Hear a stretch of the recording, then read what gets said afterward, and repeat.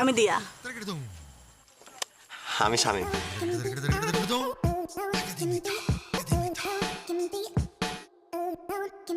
হেই, কি হলো?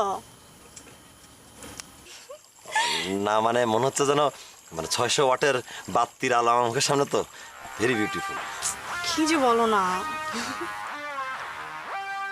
Waiter waiter, একটা তান্দুরি চিকেন দিবেন, জি ম্যাডাম।